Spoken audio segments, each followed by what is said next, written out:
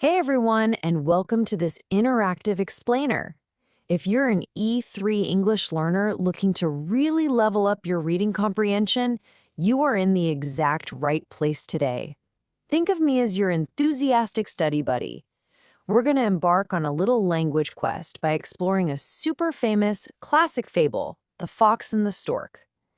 But look, we aren't just going to sit here and read it.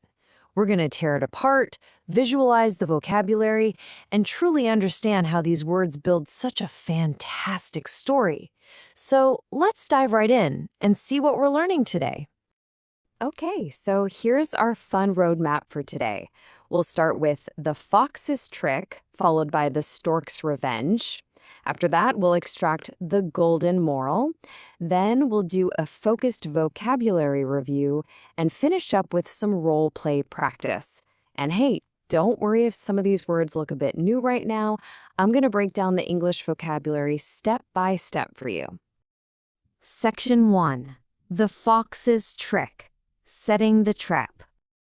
Now, every good story starts with a little bit of conflict, right?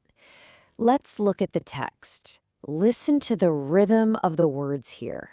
The fox, ever fond of mischief, once invited the stork to dine with him. He served the soup in a wide, shallow dish. Notice that brilliant descriptive phrase, ever fond of mischief.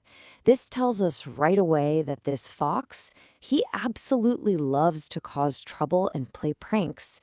And his prank here is all about the container. He serves the soup in a wide, shallow dish.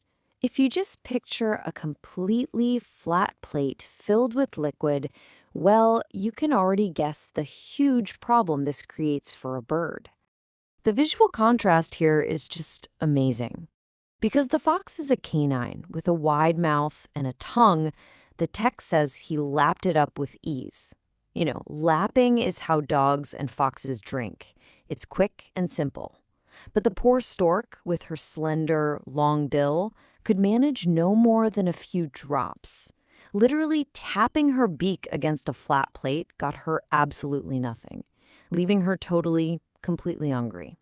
And as the hungry stork goes home, the text says the fox chuckled at her expense. As the translation on screen highlights, to chuckle at one's expense means to quietly laugh at someone else's misfortune or struggle. It is definitely not a friendly laugh. The fox intentionally set up a situation where she would fail, just so he could be entertained. I mean, how unkind is that? Section 2. The Stork's Revenge. Turning the tables.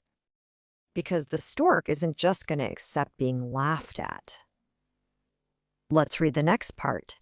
Some days later, the stork returned the invitation.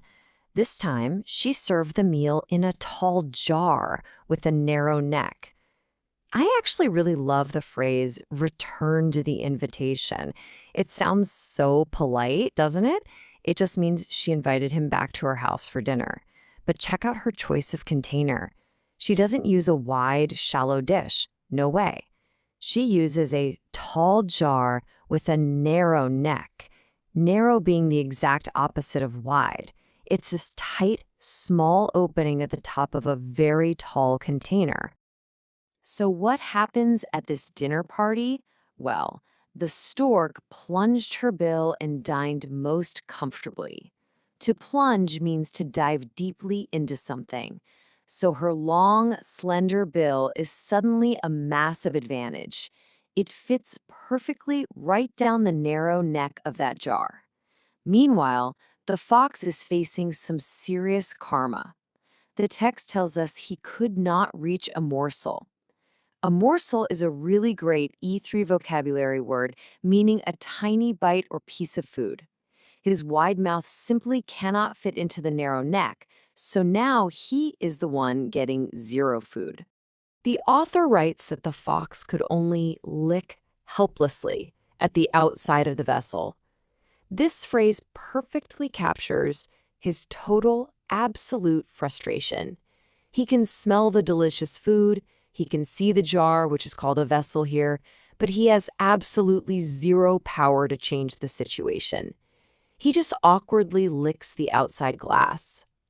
He has to depart or leave, just as hungry as the stork was during that first dinner. Section 3. The Golden Moral, the Story's Lesson. In all of Aesop's fables, there's always a powerful lesson woven into the story. So what is the ultimate takeaway here? Here is the golden quote. Let's read this powerfully together. Those who play tricks must be prepared to have tricks played on them. The logic here is simple but really profound.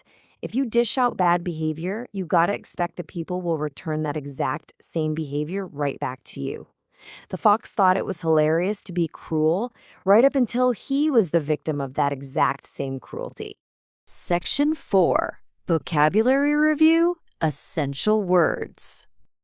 To really master E3 English, we need to make sure these essential words stick in our memory. So let's quickly lock in our progress. First up, we have ever fond of mischief. Remember, this describes a personality, someone who constantly likes to play pranks or cause trouble. Next, the physical trap, wide, shallow dish, a flat plate with barely any depth. Then we have the stork's physical trait, a slender bill, a thin, long beak. And finally, a highly useful social phrase, return the invitation, inviting someone over after they previously hosted you. Notice the Chinese translations on screen to help anchor these concepts.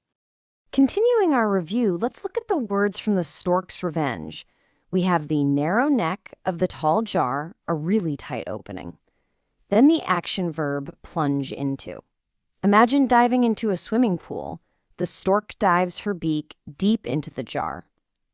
Next is morsel, just a fancy, specific way to say a small bite of food. Then we have vessel, a slightly more formal word for a container, like a jar or a bowl. And finally, depart, which simply means to leave, just like the fox did with a totally empty stomach. Section 5. Role-play practice. Your turn. Okay, this is the really fun part. Reading and listening are great, but actively using the vocabulary out loud is how you become truly fluent. I'm going to put you in the shoes of the characters. When I ask first challenge, you are the stork. How did you feel when you could manage no more than a few drops from the wide, shallow dish? Go ahead, pause, and think about your answer. Okay, if I were practicing, I might say something like, I felt so humiliated and hungry. The fox purposely gave me a wide, shallow dish so my slender bill could manage no more than a few drops of soup. It was a terrible dinner. See how we seamlessly weave the vocabulary right into normal speech? Let's switch roles. Now you are the fox. Why did you end up licking helplessly at the outside of the vessel? Pause here and try answering out loud. All right. A great conversational answer here would be, I was starving and frustrated. The stork served the food in a tall vessel with a narrow neck. Because my mouth is too wide, I couldn't reach a single morsel, so I was stuck licking helplessly at the outside glass. Fantastic practice. Last challenge. You are an observer, just watching this whole dinner party drama unfold from the sidelines. What happens when someone is ever fond of mischief and decides to play a trick upon a guest? Your response here could beautifully summarize our moral. Well, if you are ever fond of mischief and play a trick upon a guest, you will eventually get a taste of your own medicine. Just like the golden rule says, those who play tricks must be prepared to have tricks played on them. And that, my friends, brings us to the end of our interactive quest. You tackled complex vocabulary, you understood descriptive phrasing, and you actively practiced English speaking through role play. Keep practicing your reading using the techniques we discussed today, because when you break a story down into its descriptive parts like this, language learning becomes incredibly rewarding. But before we go, I want to leave you with this thought. If you were the stork, would you have sought revenge or handled the fox's trick differently? What does your choice say about how we resolve conflict in our own lives today? Think about that for a bit.